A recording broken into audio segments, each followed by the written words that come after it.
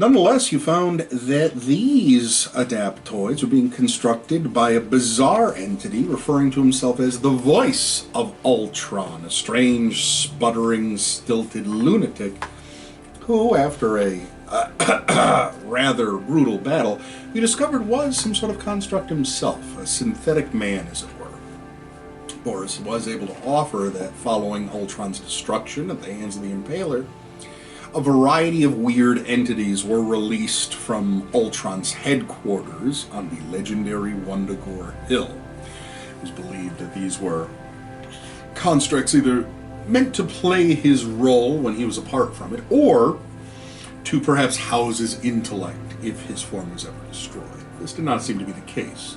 The voice of Ultron was mad and addled and was able to utilize his adaptoids to render your avatar inert and nearly destroy you.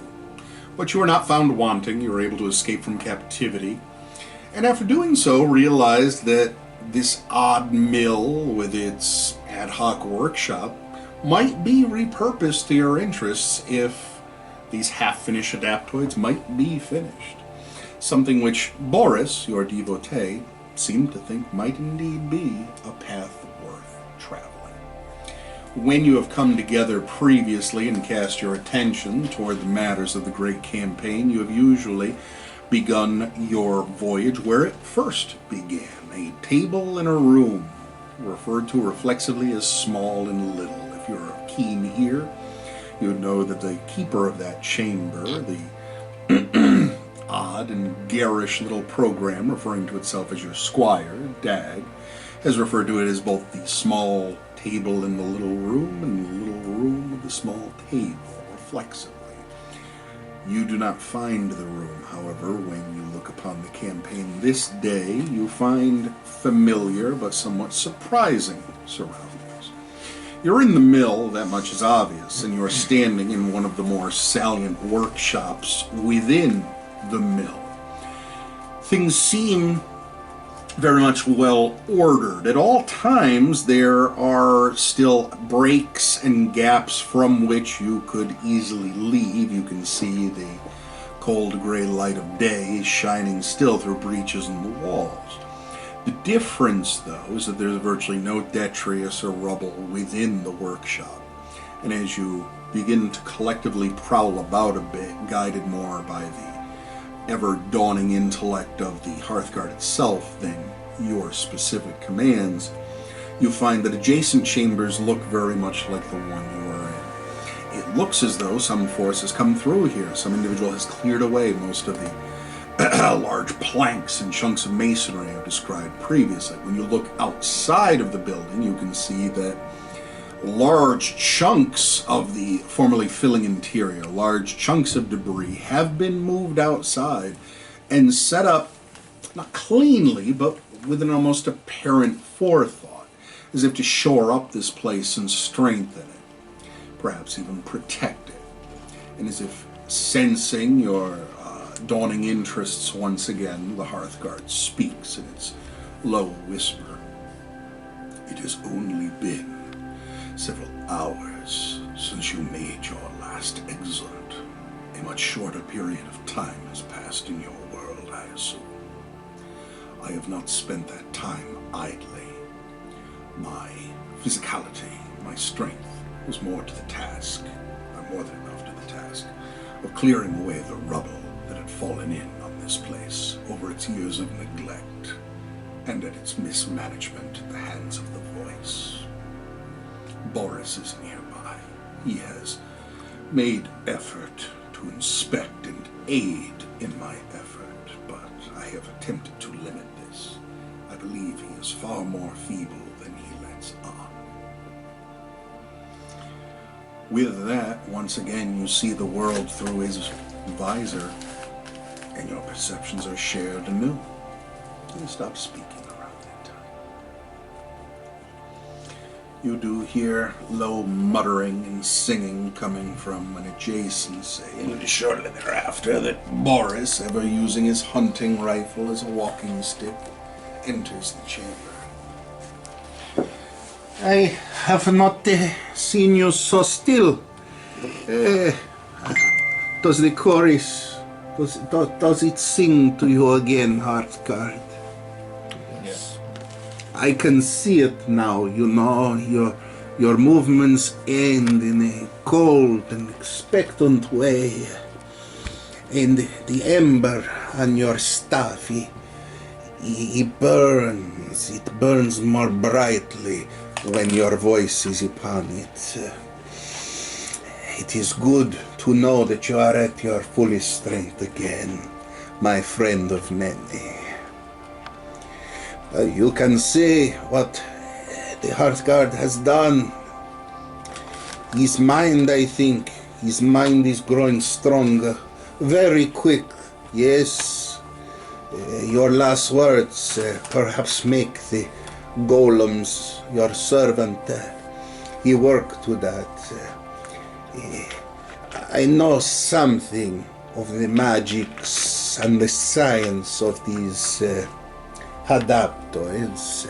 I told you a bit, but if you mean to hold your last interest from your previous palaver, I think is more to say. These machines, they are a result of very old magic made new, yes.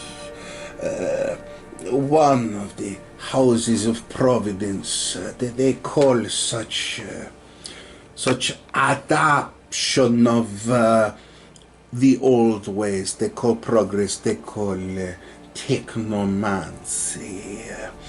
Is clumsy term, but is accurate to sire the machines to the old ways. They use the magics of Cadmus, king of old, sowed teeth to the earth and rose up soldiers, soldiers to stand at defense. Is that ritual but melded to unliving metals? Clay. I know that for such magics, fetish must be constructed. A device represents the contract between the undead and the science. I have seen totems of this sort before. Not feet, right? Feet? Not a foot. Oh, you mean like a hen? Oh, no. That is for the Molos of West. That is not for men such as we. The fetish I speak would be like coin, like a great coin of silver, or perhaps gold, bane or strength of the old spirits. The coin must be prepared special. The teeth must be taken from a sinful warrior, not evil, one who is very flawed of spirit and heart, rage, that is married to coin. This fetish give rise to some, perhaps even one of such a soldier. Then this soldier can sow more of his number. This is where it is hard to know how to speak of such things to one not born of this world. Maybe the fetish is made and 3 of these golems come. Perhaps one of those golems, he cannot build more. But perhaps next can. Perhaps next can build 12. Perhaps the third could build 100. He builds with a piece of himself each time. Is why you not see machines in workshop. Just tables, just boxes. It's all they need. A shelter to build with you. I have found few teeth.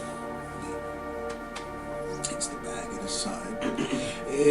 In the crates and boxes we open. This machine man voice He did not seem well, but he possessed ability, I think, make more.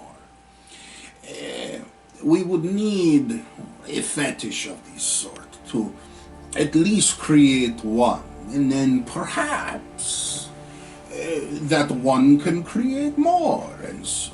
There are many Adaptoid made strong, nearly awake here, yeah? They build with a bit of themselves, they build with what is about. Without knowledge to make fetish, or without at least a fetish, we can do no more at this time. But you have made, while you slumbered, much effort toward make this at least a roof over heads for now. Here is the when I am here alone and I speak to Hearthguard without your petrifier, while he does labors, I ask on, I say, perhaps the voice create more fetish, perhaps as we search we find such a thing. And it was the Hearthguard who said to me, he said, I believe there may be one that in haste he has left. So I search carefully. I do not find, but as with most things, as I have told you, I have the sight, and also a cell phone whose ringer I must shut off. And in the sight I have read the cards, and on matter of this place, I see the hermit. I see his covetous stand, and as I see the hermit, I think perhaps the hollow machine is right. And I draw next, and then I know he is right, for I draw the tower. Do you know the cards, my friends? It is enough to know that cannot be ignored. There is a fetish about this. I am sure of this thing. I am sure of it. Time we have, and search should be easier now that machine has cleared out the place's work. I tell you, on first floor, we have 4 chambers like this one. Each looks much as the last. There is only one room above our heads, though, and it looks much like the rest. But it has a strong roof. Machine did what could to seal roofs so it would not be alternating. Most rubble shores us up on all sides, prevent curious coming.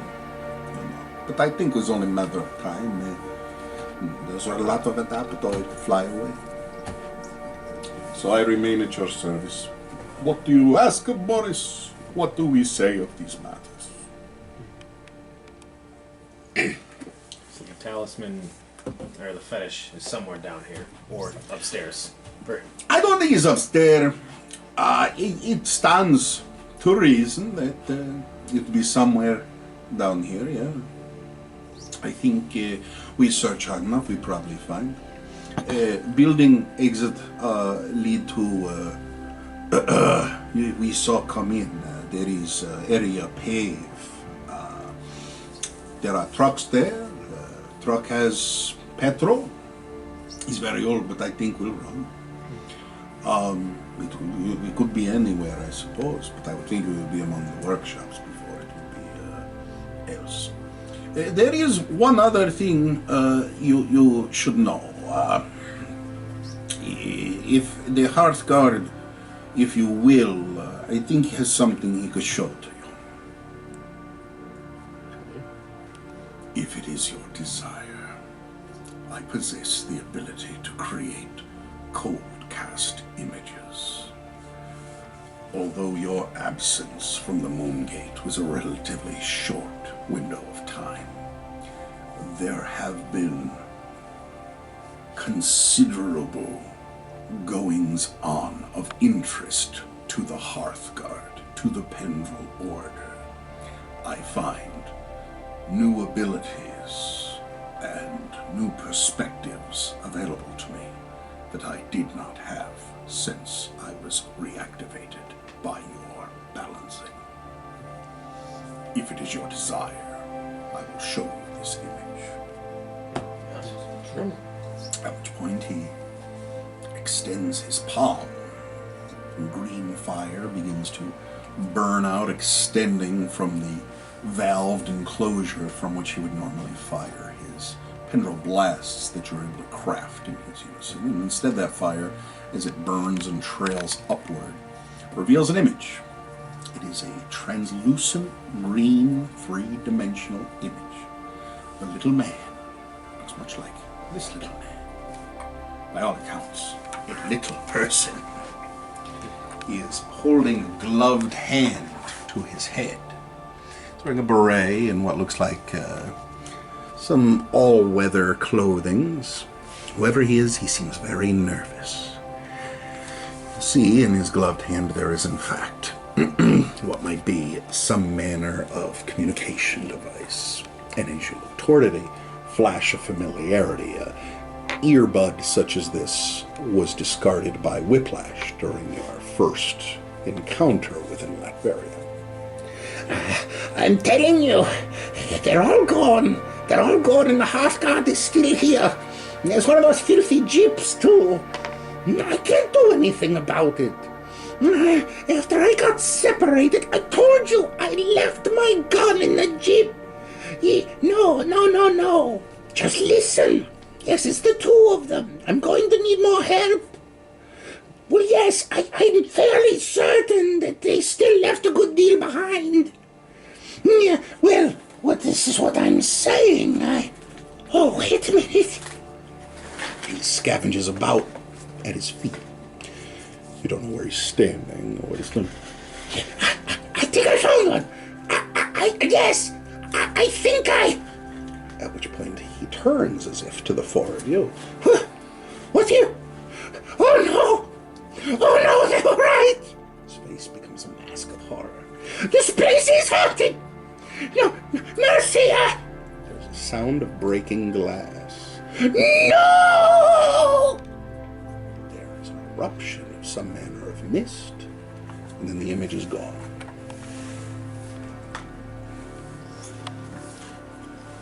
When I toiled, I saw at a great distance the small man. There was a surge. The energy is now not unfamiliar to me. It was a surge of umbral energy. And then he was gone. It took place within an eye blink. I am unable to craft the moment or any understanding of what may have happened. When I saw him, it was across the grounds at the far end of the sealed lot. We'll have to check it out. Yeah, absolutely. Is there anything else you require or would speak on? Boris, I'm just, how did you get your wounds? I mean, you seem very hobbled, and we noticed it. The fight to drive the Sikhs away from frailty, it lasted some time, and their resources were considerable. My best days are behind me. I fear I did not hold myself well against them. When I stole one of the casks they had pulled from the mines, the cask I granted to your number, my flight ultimately was well served, for it brought me to you. But it was not easy either, with Ursula dogging my steps. That would be my answer. But do not worry for Boris. I have endured worse.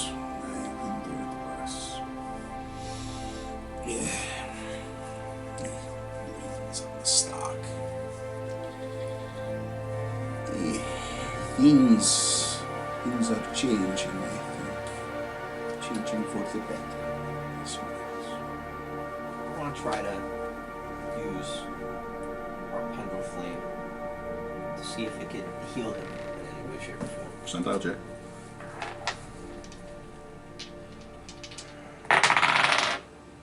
80. He vomits blood and dies. Is anyone throwing any points behind this? I'll throw 4. Oh. Well, by throwing 4, you walk forward. He stares at you warmly. He places the blaster hand on your shoulder. At which point you are all aware of the fact that the hand actually begins to click, and the various hinged and plated portions of his gauntlet once again begin to click and nictate, at which point a needle is produced from within his hand, a needle which then pierces the flesh of his neck. There is an immediate look of shock and surprise, then Boris straightens quite a bit. Good master, I did not know you were possessed to such gifts. I pray they are not limited, for there are so many others who would benefit from such a touch before I would see old Boris. So aided, you honor me. He falls to one knee, bows his head. Your powers are indeed a wonder and a mystery. Good Hearthguard. He smiles. His eyes are a bit watery. So, what is next move then? We have to find the fetish and go investigate where the little man was. That little man might have been talking about a fetish. Exactly. Yeah, that's what I'm thinking. That he And might he have said been there talking were, seemed to be a bunch around, so He's very excited too. find the location where he was and search that area. It is fine. The sealed lot is easily accessed. Come, through the back of the workshop.